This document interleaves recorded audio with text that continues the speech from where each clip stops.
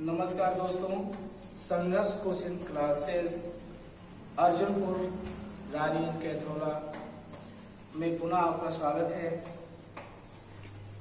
आज हम आपको कक्षा 12 की बायोलॉजी की क्लास में डबल फर्टिलाइजेशन या जिसे दोहरा निषेचन कहते हैं पढ़ेंगे।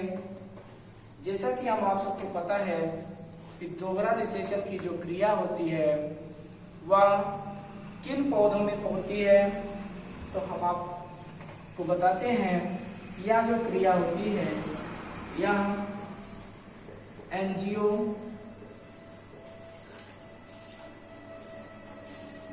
स्पर्म या जिसे बोलते क्या है आवृतबीजी पौधों में होती है। और आवृतबीजी पौधों में जो दोहरा निषेचन की क्रिया होती है वह पुष्प के मादा भाग में होती है। अब पुष्प के मादा भाग की संरचना तो हम आप लोग पिछले वीडियो में देख चुके हैं।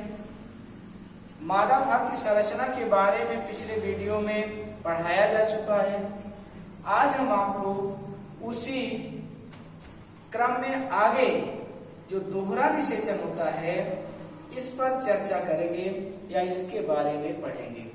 तो जो दोहरा निषेचन की क्रिया होती है वह कहां पर होती है, तो पुष्प के मादा भाग जिसका नाम क्या होता है ओव्यूल या जिसे बोल दिया जाता है बीजांड में होता है। अब जो बीजांड होता है, बीजांड की जो संरचना होती है कुछ ऐसे दिखाई पड़ती है। अब इस पूरी संरचना में जब देखा जाता है इसमें ये जो नीचे वाला पोर्शन दिखाई पड़ रहा है इसका नाम क्या हो जाता है, इसका नाम हो जाता है फंकल। जिसे क्या बोल दिया जाता है भैया, इसे बोल दिया जाता है बीजांड वृंत। जो करती क्या है कि इस बीजांड को पुष्प के मादा भाग से जोड़ने का काम करती है। अब उसके बाद जो कवरिंग पॉइंट पूरा एक बड़ा सा आवरण दिखाई पड़ रहा है इसका नाम क्या हो जाता है, इसका नाम हो जाता है इंटीग्यूमेन। इसका नाम हो जाता है इंटीग्यूमेंट्स या जिसे क्या बोल दिया जाता है अध्यावरण। इसी को बोल दिया जाता है भैया अध्यावरण या जिसे कह दिया जाता है इंटीग्यूमेंट्स। जो इसको क्या करता है, बीजांड को चारों तरफ से ढक लेता है जिससे इसके अंदर होने वाली जितनी भी एक्टिविटी होती है वो आसानी के साथ पूर्ण हो जाए। उसके बाद चलते हैं, इसका नाम, इस पॉइंट का नाम क्या हो जाता है, तो इस पॉइंट का नाम हो जाता है भैया माइक्रोपाइल। इसका नाम हो जाता है, इसका नाम हो जाता है माइक्रोपाइल या जिसे क्या बोल दिया जाता है, इससे बोल दिया जाता है बीजांड द्वार। अब उसके बाद चलते हैं इस बीजांड द्वार के ठीक ऊपर वाली जो संरचना आप देख पा रहे होंगे, मतलब ये वाला एरिया, इस वाले एरिया का नाम क्या हो जाता है, इसका नाम हो जाता है चैल्जा। इसका नाम क्या हो जाता है चैल्जा या जिसे हिंदी में बोल दिया जाता है निभाग। चैल्जा या फिर निभाग होता है। अब उसके बाद इसमें देखते हैं कि इसके इंटरनल पार्ट में क्या होगा। इसके इंटरनल पार्ट में एक संरचना कुछ ऐसे दिखाई पड़ती है। अब इस संरचना के बनने की क्रिया हम आपको पिछले वीडियो में देख चुके हैं।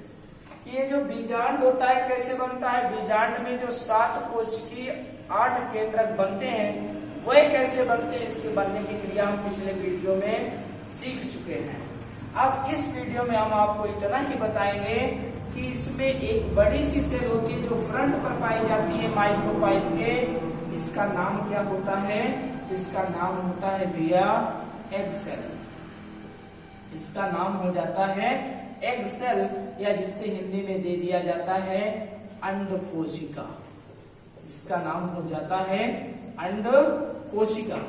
अब उसके बाद इसके बगल बगल दो और कोशिकाएं आपको दिखाई पड़ती हैं चित्रानुसार। जब कहीं भी आप किताबों में देखोगे या कहीं भी बनाओगे तो इसका नाम क्या हो जाता है भैया?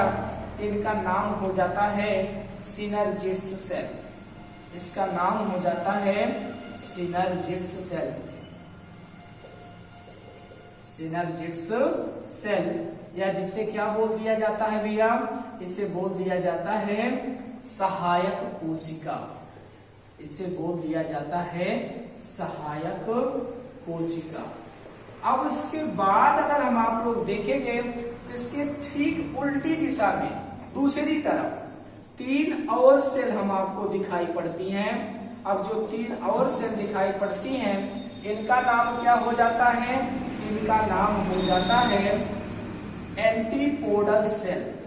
इनका नाम हो जाता है एंटीपोडल सेल, जिसे हिंदी में क्या दे दिया जाता है? तो हिंदी में दे दिया जाता है प्रतिमुखी, या कुछ किताबें दे देती हैं प्रतिव्यासांत कोशिका। प्रतिमुखी या फिर प्रतिव्यासांत कोशिका, जो दूसरी दिशा में पाई जाने वाली तीनों कोशिकाएं होती हैं। अब इस पूरी संरचना का नाम क्या हो जाता है? इसका नाम हो जाता है एम्ब्रियो सैक। इसका नाम हो जाता है एम्ब्रियो सैक, या जिसे क्या बोल दिया जाता है? भ्रूण कोष।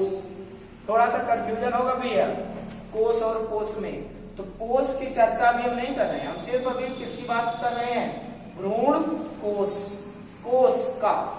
अब उसके बाद इसके केंद्र में देखते हैं, सेंटर में देखते हैं, तो सेंटर में भी आपको ऐसी संरचनाएं दिखाई पड़ती है। अब ये क्या होगी? सेंटर सेल होगी। सेंटर सेल, हाँ, सेंटर सेल का जो द्विकेंद्रक आपको दिखाई पड़ेगा इसका नाम क्या होगा? इसका नाम हो जाता है भैया सेकेंडरी न्यूक्लियस। इसका नाम हो जाता है सेकेंडरी न्यूक्लियस, जिसे क्या बोल दिया जाता है? द्वितीयक केंद्रक। द्वितीयक केंद्रक। यही पर जनन की क्रिया जो होती है पूर्ण होती है।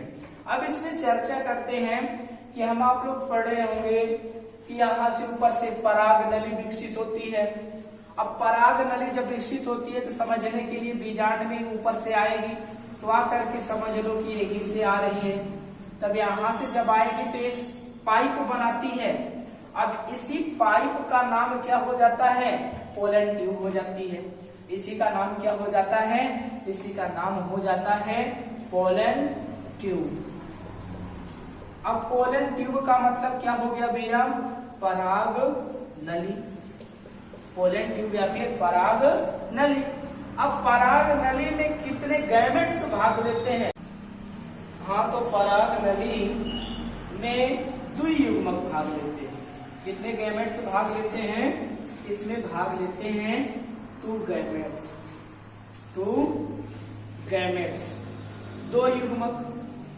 अब जो 2 युग्मक भाग लेते हैं, इन 2 युग्मकों का कार्य अलग होगा, तभी तो द्वियुग्मक आ रहे हैं। और जब द्वियुग्मक आ रहे हैं तो यहीं से हमारा जो है दोहरा निषेचन शुरू हो गया समझने के लिए। कि अगर एक आता तो गहरा निषेचन हो जाता, लेकिन जब 2 आ रहा तो निश्चित ही दोहरा निषेचन होगा। अब जो दोहरा निषेचन की क्रिया है वो होगी कैसे? तो इसको इसमें अगर हम आप लोग देखेंगे कि अगर ये मेल गैमेट्स यहाँ से पराग नली से आगे बढ़ता हुआ जब जाएगा, पोलन ट्यूब बीजांड द्वार में इंटर कर जाएगी, तो सामने मिलेगी एक्सेल। तो इसका मतलब है कि एक्सेल में क्या करेगी? ये संलयित तो हो जाएगी, जुड़ जाएगी। और जब जुड़ जाएगी तो यही तो हम आपको पढ़ना है कि प्रथम नर युग्मक, प्रथम नर युग्मक, फर्स्ट मेल गैमेट्स, नर युग्मक। प्रथम नर युग्मक किसके साथ संलयित हो रहा है भैया? हाँ, एक सेल अंड कोशिका। किसके साथ? अंड कोशिका। अब अंड कोशिका के साथ जब संलयित होगा या एक सेल के साथ संलयित होगा तो संलयन की क्रिया करके क्या बनाएगा, इसको नीचे लिख दे रहे हैं भाई। अब संलयित होकर के क्या बनाएगा, ते बनाएगा गैमेट्स से बनाएगा जाइगोट। गैमेट्स से क्या बना देगा, जाइगोट, जिसे क्या कह दिया जाता है हिंदी में कह दिया जाता है कि यह बना दिया युग्मनज, जाइगोट या फिर युग्मनज। अब यहाँ से एक और बात सामने आती है कि नर युग्मक में गुणसूत्र कितने होते हैं, तो नर युग्मक में गुणसूत्रों की संख्या होती है भैया n, जिसे बोला जाता है हैप्लॉयड या हिंदी में बोल दिया जाता है अगुणित। उसके बाद जो फीमेल गैमेट है अंड कोशिका, इसमें भी कितने आपके आ जाते हैं गैमेट्स, गुणसूत्र इस गैमेट्स में, इसमें भी आ जाता है n, मतलब क्या हो जाता है, हैप्लॉयड स्टेज वाले हो जाते हैं गुणसूत्र। और जब युग्मनज में जाकर के मिलता है तो मिलने पर कितना होगा, तो n मिल जाता है तो कितना n हो जाता है, तो मतलब इसमें 2n हो जाता है, मतलब डिप्लॉयड स्टेज हो जाती है, या फिर इसमें द्विगुणित गुणसूत्र हो जाते हैं। नर युग्मक और अंड कोशिका में अगुणित गुणसूत्र हैप्लॉयड क्रोमोसोम। अब इसमें क्या होगा, डिप्लॉयड क्रोमोसोम या द्विगुणित क्रोमोसोम या गुणसूत्र पाए जाते हैं। अब इस प्रकार का जो निषेचन होता है इसे क्या कहा जाता है, तो इस प्रकार के निषेचन को भैया कह दिया जाता है सत्य निषेचन। इसी को कह दिया जाता है सत्य निषेचन। अब सत्य निषेचन की क्रिया में कौन कौन सी क्रियाएं होती हैं, तो सत्य निषेचन की क्रिया में होता है कि प्रथम नर युग्मक अंड कोशिका के साथ संलयित होकर के युग्मनज बना देता है। यही संपूर्ण क्रिया क्या कहलाती है, तो वह सत्य निषेचन कहलाती है, जिसमें से समझते हैं कि जो प्रथम नर युग्मक है यही तो आगे बढ़ा और बढ़ने के बाद यही तो जा करके मिला। अब इसी सेल का नाम ही तो क्या है, एग सेल है, अंड कोशिका है। अब इसकी विशेषता क्या होती है कि जब प्रथम नर युग्मक अंड कोशिका के साथ संलयित होता है तो संलयित होकर के जब युग्मनज बना देता है तो युग्मनज बनाने पर होता क्या है, इसे पोषण की जरूरत पड़ती है। और जब पोषण की जरूरत पड़ती है तो अगर आपका कोई इष्ट मित्र होगा, आप भूख से परेशान होगे तो क्या करेगा, अपने घर ले जाएगा, खाना खिलाएगा ना भाई।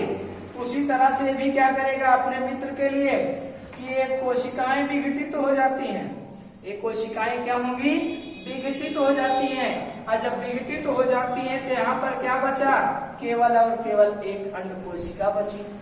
मतलब अंड कोशिका संलयित हो गई तो अब क्या बचा, अब यहाँ पर बच गया युग्मनज।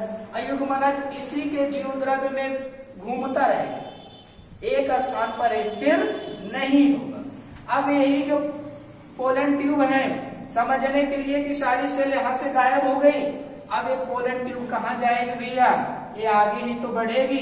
और जब आगे बढ़ेगी, प्रथम नर युग्मक का काम खत्म हो चुका है, अंड कोशिका सहायक कोशिका का काम खत्म हो चुका है। अब यहाँ पर आपका बचा कौन, तो दूसरा नर युग्मक। इसीलिए इसे क्या कह दिया गया, द्वितीयक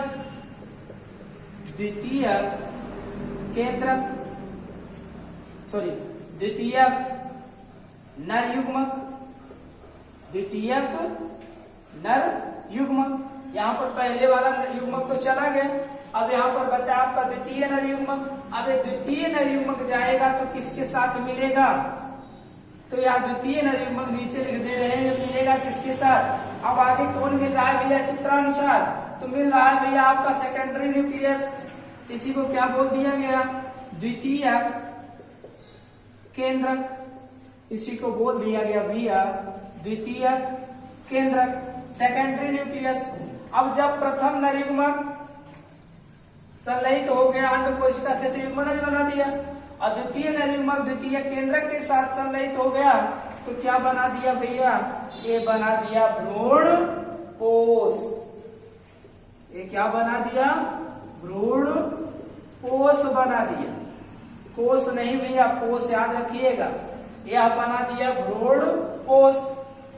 अब जब भ्रूण कोश बन गया तो भ्रूण कोश का काम आपने पढ़ा होगा, किसका काम होता है? बढ़ते हुए भ्रूण को पोषण देना।